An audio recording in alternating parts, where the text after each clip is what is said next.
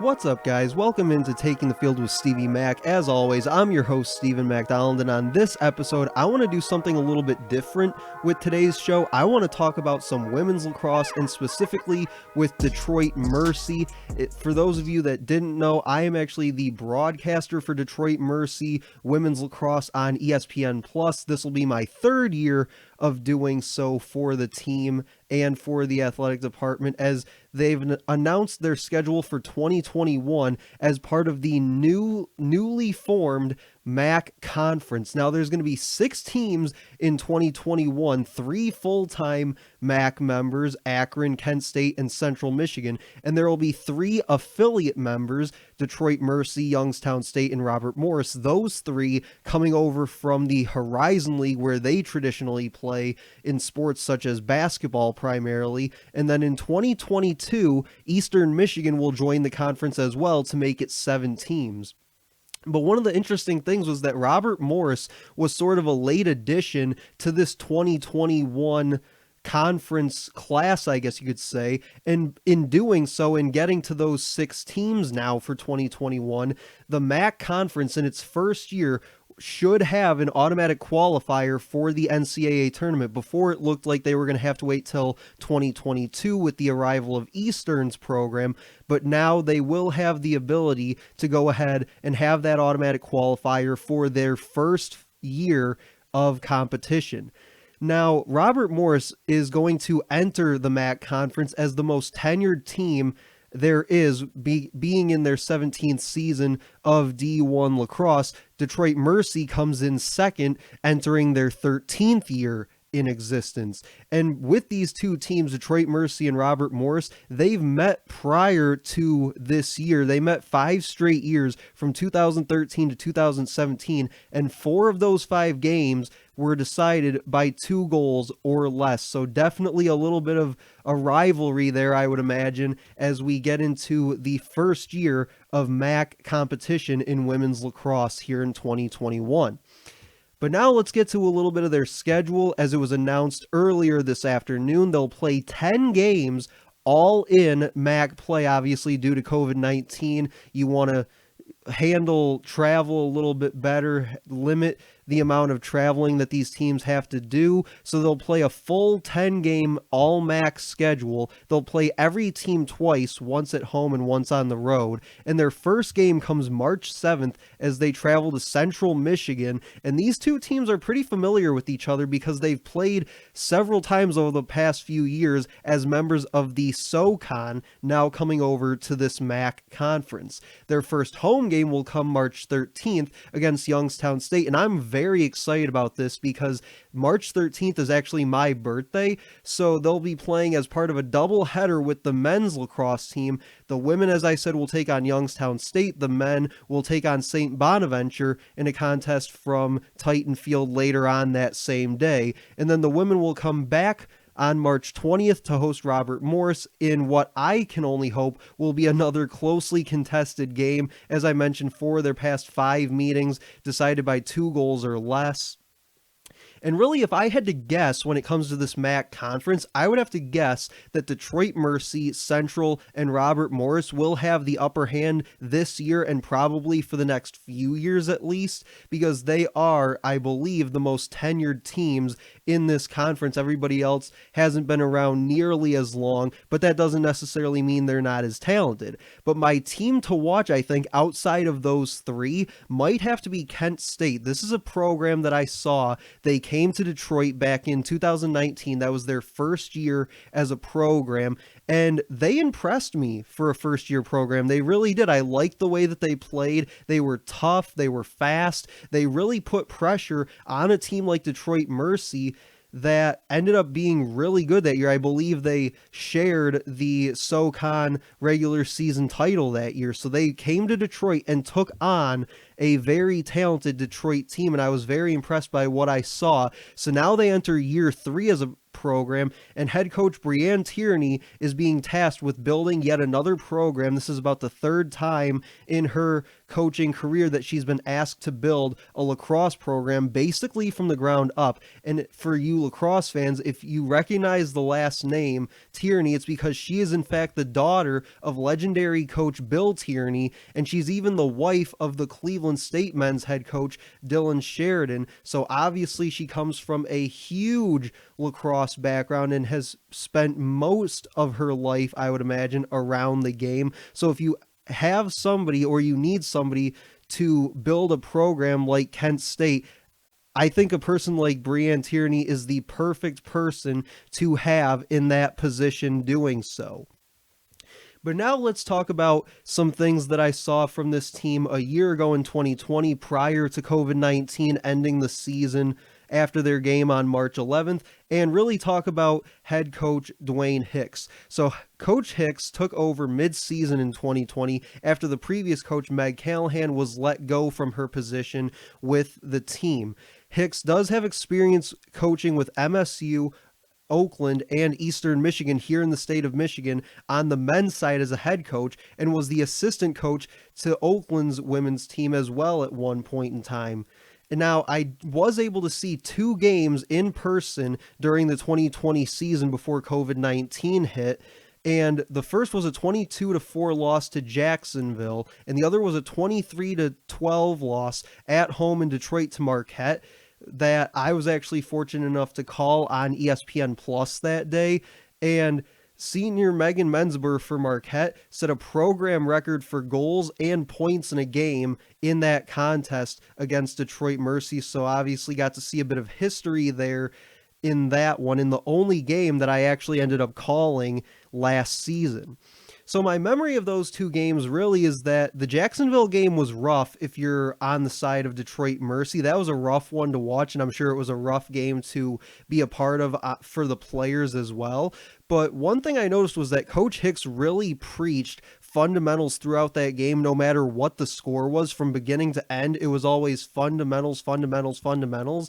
And one thing I thought was actually kind of crazy, because I didn't really realize it until I saw this happening, was that he was still getting to know the players, because it was his first, if not one of the first, games in which he coached after taking over the program mid last season. So he was still even learning the players' names and their positions. I mean, he would be trying to run substitutions, looking at the sidelines saying, hey, who plays midfield? Hey, what's your name? Like, what position are you? Things like that. So he was out there doing this on the fly, and I think he just did such a great job of keeping this team together and holding down the fort in 2020 and just trying to, I guess, get through it as best as he could. Then a few weeks later was that game against Marquette from Titan Field that I had the call for on ESPN Plus. You can also check me out again this season on ESPN Plus, calling a lot of their games again here in 2021. But I called Megan Mensber's name a lot for Marquette in that game. As I mentioned, she set those 2 program records in that one. But I also got to see freshman goalie Hannah Schrader start just her second game for the red, white, and blue in that Titan uniform. And there were times where she played very, very well for somebody who was only starting their second collegiate game.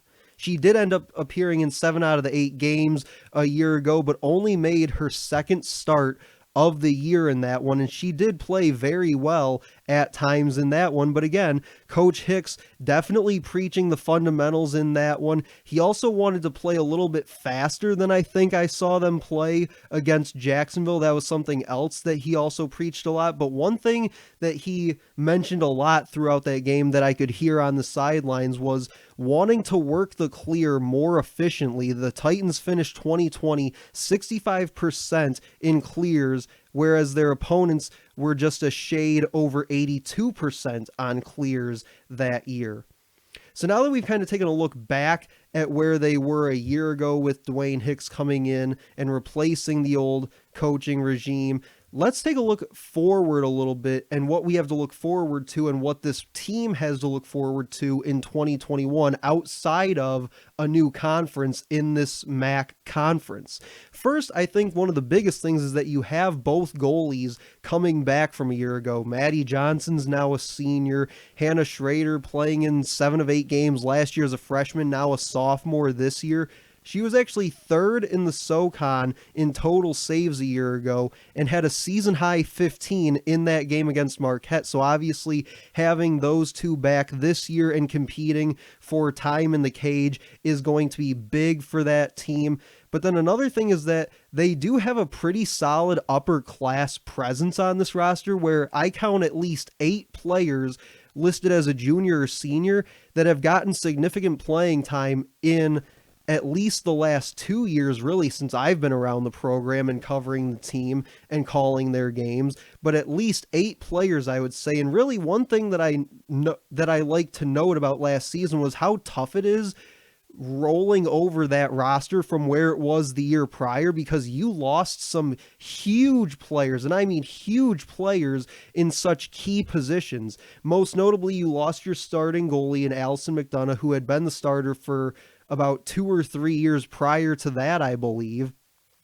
And you lost the all-time leading scorer in program history in Lexi Kinman, and another offensive player who wasn't much further down the list than that in Morgan Girardi, who I believe finished her career 4th in scoring in program history. And then even if you want to look at the defense, losing somebody like Alex McCafferty, who I thought was an anchor for that defense in 2019, losing her was also a big deal, I think, last year.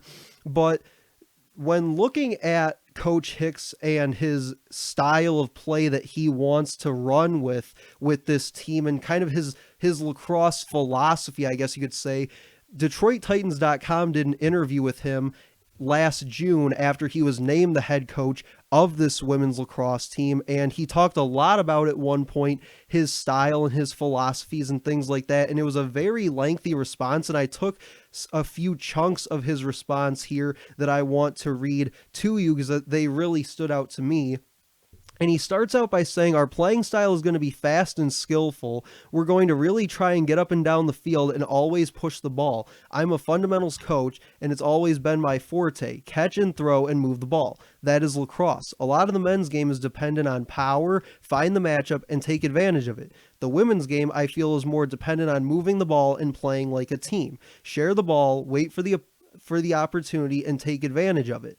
And I really like this because I like how he makes the comparisons between the men's and the women's game. Obviously, he's a guy that in his coaching career has seen both sides of the game and has been around both sides and really understands both of them at such a high level and can, I guess, pull from both those games as well with his coaching philosophy and his style of play. But I like that he mentioned wanting to get up and down the field too and put pressure on the opposing team. He says, waiting and watching is not really my style. If everyone can touch the ball and score, then everyone is a threat. That's going to help you in the long run. Our goal will be to learn how to share the ball so that everyone can score. And again, I think that goes back to putting pressure on the opponent and really forcing them to play a full field game against you. And when you put that kind of pressure on an opponent, they are bound to make a mistake at some point in time. And he talks about when that happens, taking full advantage of that.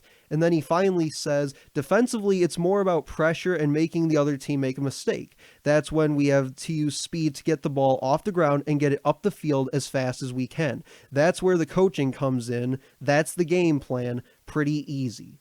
And I totally agree with that. I love the philosophy that Coach Hicks brings to this team and the way that he's going to coach them and develop this roster, because as I said earlier, I think that it is a very talented roster with what they have coming back this year and what they have to build on from the things that they worked on last spring. And I'm very, very excited to have the opportunity to call their games again this spring. Starting March 13th is the first home game that I will be on.